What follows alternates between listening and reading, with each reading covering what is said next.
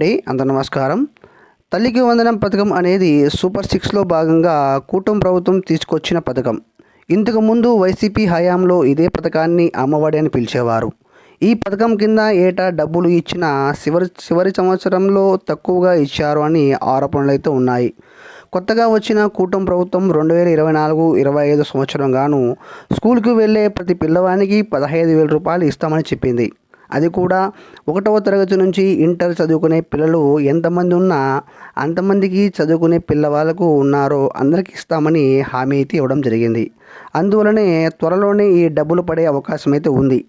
సాధారణంగా ఏ ప్రభుత్వం అయితే హామీలో వచ్చిన వెంటనే కొన్ని పథకాలు ఇస్తామని హామీ ఇచ్చినా చివరికి ఇవ్వకుండా ఎగురుతూ ఉంటాయి. దీనికి సంబంధించి ఒక పూర్తి సమాచారం అయితే తల్లికి వందనానికి సంబంధించిన పూర్తి సమాచారం తెలుసుకునే ముందు మన వీడియో మీకు నచ్చినట్లయితే ఖచ్చితంగా ఒక చిన్న లైక్ ఇవ్వండి. వెంటనే మన ఛానల్ని సబ్స్క్రైబ్ చేయండి. ఇంకా లేట్ చేయకుండా వీడియోలోకి వెళ్దాం. అధికారంలోకి వచ్చిన ఈ కూటమి ప్రభుత్వం ఈ తల్లికి వందనం పథకం అనేది ఎగ్గొట్టే ఆస్కారమే లేదు. ఎందుకంటే ఈ పథకం అమలు అవుతుందనే ఉద్దేశంతోనే తల్లిదండ్రులు ఓట్లు వేయడం జరిగింది. అదేవిధంగా పిల్లలను చదివిస్తున్నారు కూడా. కొంతమంది పబ్లిక్ స్కూల్లో చదివిస్తూ ఉన్న మరికొంతమంది డబ్బులకు భయపడకుండా ప్రైవేట్ స్కూల్లో చదివిస్తున్నారు. అది కూడా ఈ తల్లికి వందనం వస్తుంది. ఆ డబ్బుతో పాటు మరికొంత డబ్బును వెచ్చించి స్కూల్ పిల్లలను ఫీజు అనేది ప్రైవేట్ స్కూల్కి చెల్లించి కష్టమైనా సరే ఖర్చులను భరిస్తూ తల్లికి వందనం డబ్బులు పడతాయనే నమ్మకంతో తల్లిదండ్రులు పిల్లలను చదివిస్తున్నారు. కాబట్టి ఎట్ట పరిస్థితుల్లో కూడా ప్రభుత్వం ఈ పథకం అమలు చేయాల్సిందే. అంటే ఎప్పుడు ఈ పథకం అమలు చేస్తారు అని చెప్పలేము, కానీ ఖచ్చితంగా దగ్గరలో అయితే అమలు అయ్యే అవకాశం అయితే ఉంది. లేకపోతే ప్రభుత్వంపై వ్యతిరేకత వచ్చే ఆస్కారం అయితే ఖచ్చితంగా ఉంది.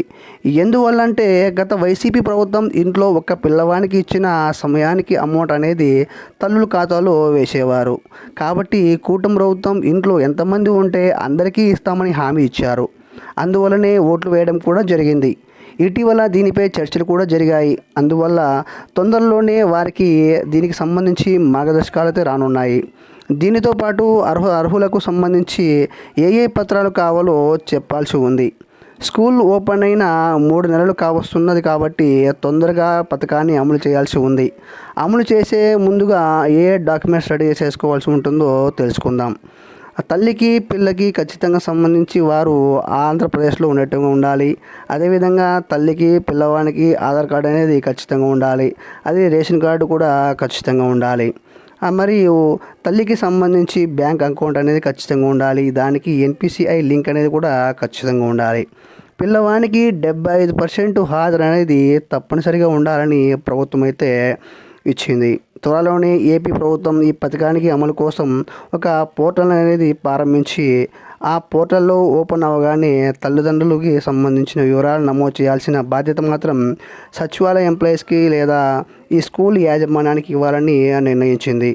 దర్శకులు అంతే అండి. ఈ వీడియోకి సంబంధించిన ఏమైనా డౌట్స్ ఉంటే ఖచ్చితంగా మన కామెంట్స్ ద్వారా తెలియజేయండి. ఈ వీడియో నచ్చినట్టయితే ఖచ్చితంగా ఒక చిన్న లైక్ ఇవ్వండి. వెంటనే మన ఛానల్ని సబ్స్క్రైబ్ చేసుకోండి. థ్యాంక్ యూ ఫర్ వాచింగ్ అండి. నెక్స్ట్ వీడియోలో మళ్ళీ కలుద్దాం. అంతవరకు నమస్కారం.